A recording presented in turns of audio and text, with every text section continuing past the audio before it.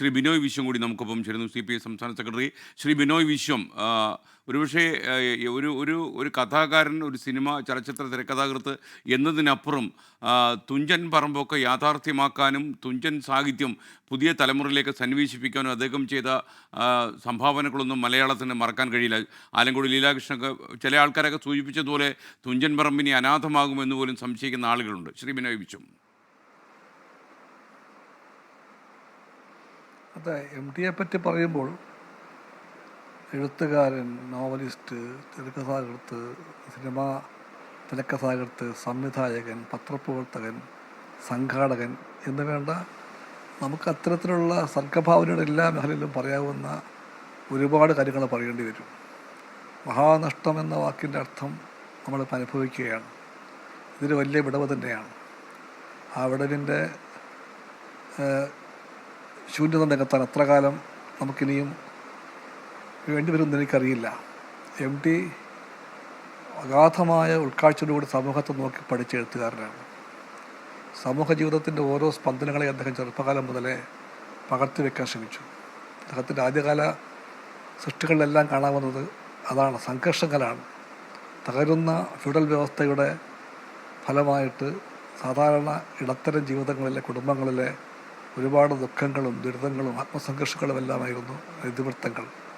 അതിലെ വ്യക്തികളാണും പെണ്ണുമെല്ലാം അതിൻ്റെ ഇരകളോ ഭാഗമായിട്ട് നമുക്ക് അനുഭവപ്പെട്ടിട്ടുണ്ട്. ആ കഥകളിലൊക്കെയുള്ള MTയുടെ മനുഷ്യൻ്റെ മനസ്സിലേക്ക് നോക്കാനുള്ള കഴിവ്, ജീവിതത്തെ വ്യാഖ്യാനിക്കാനുള്ള അദ്ദേഹത്തിൻ്റെ അസാമാന്യമായ പാഠവും, ആ ശൈലികളുടെ പ്രത്യേകമായ മാസ്മരികത, ഇതെല്ലാം നമ്മളെ എല്ലാ എക്കാലവും ആകർഷിച്ചിട്ടുണ്ട്. MTയുടെ നോവലുകൾ, അത് കാലറാകട്ടെ മഞ്ഞാകട്ടെ, അതെല്ലാം വായിക്കാത്ത ആരെങ്കിലും കാണുമോ? കേരളത്തിൽ ആരും കാണില്ല.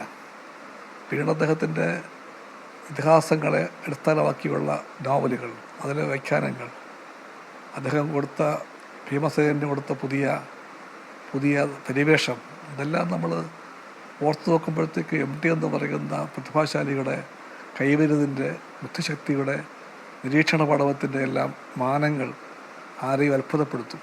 ഒന്ന് പറയേണ്ടതുണ്ട്,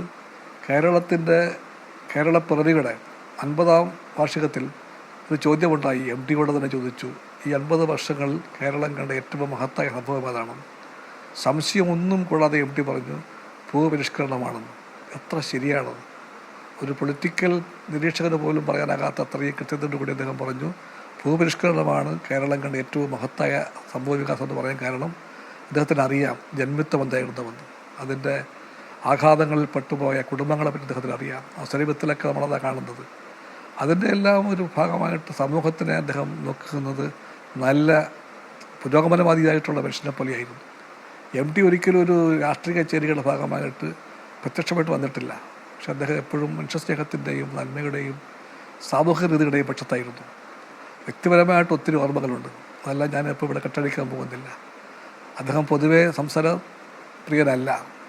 പക്ഷേ ഏറ്റവും ഒടുവിൽ കണ്ട ദീർഘമായ കൂടിക്കാഴ്ചയിൽ അദ്ദേഹം അരമണിക്കൂർ നേരം സംസാരിച്ചത് മുഴുവൻ പൊതുക്കാര്യങ്ങളായിരുന്നു, രാഷ്ട്രീയ കാര്യങ്ങളായിരുന്നു.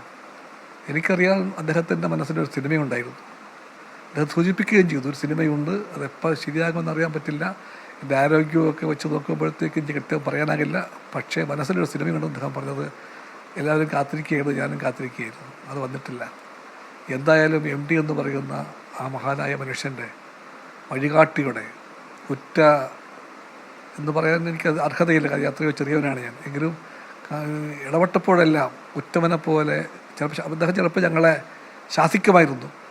ഇടതുപക്ഷത്തിൻ്റെ എല്ലാ പോക്കിനെ പറ്റിയും യോജിപ്പില്ലാത്തതുപോലെ, എന്നാൽ ഇടതുപക്ഷത്തിൻ്റെ മേൽ പ്രതീക്ഷയുള്ള മനുഷ്യനെ പോലെ അദ്ദേഹം ഞങ്ങളെ ചിലപ്പോൾ ശാസിച്ചിട്ടുമുണ്ട്. അതും ഞാൻ അനുഭവിച്ചിട്ടുണ്ട്.